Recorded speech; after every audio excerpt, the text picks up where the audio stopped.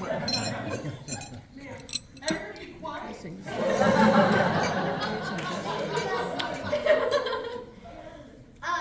know it's a little bit non-traditional that the bride does each at her own wedding, but everyone told me I could do whatever I wanted today, and the thing I like to do most is talk, so that's what I'm going to do. I want to say, first of all, thank you all for coming. It is such an absolute delight to see all of you here, and it has brought me so much comfort and joy to see each and every one of you.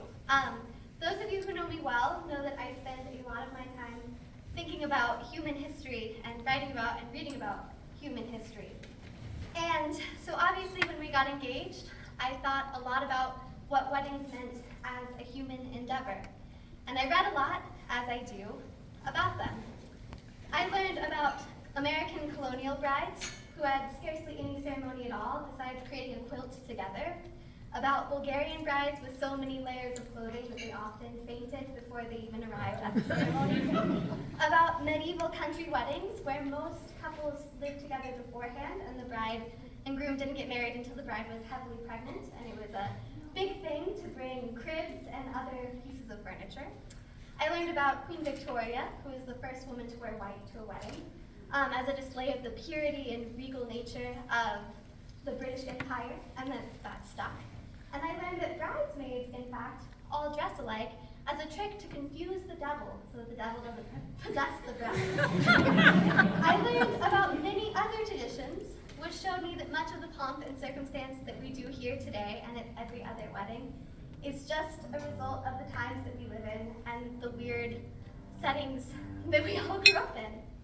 But what remains, what is enduring and worldwide, and a temporal constant, is the notion of partnership, of shared commitment to a world made easier by sharing it with another, and committing oneself to a shared vision of life, in its misery, ecstasy, and banality, and in the notion of doing that with the people you love the most, which is all of you here for us.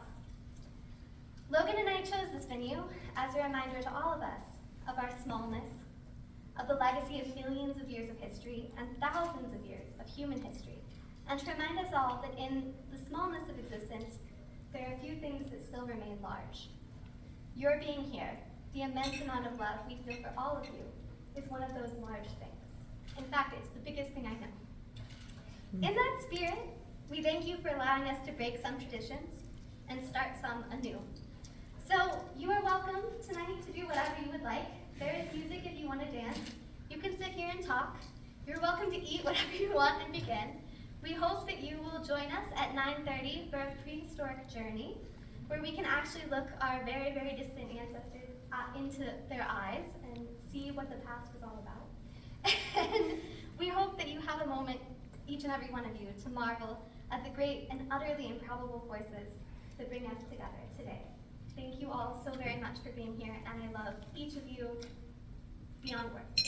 Thank you.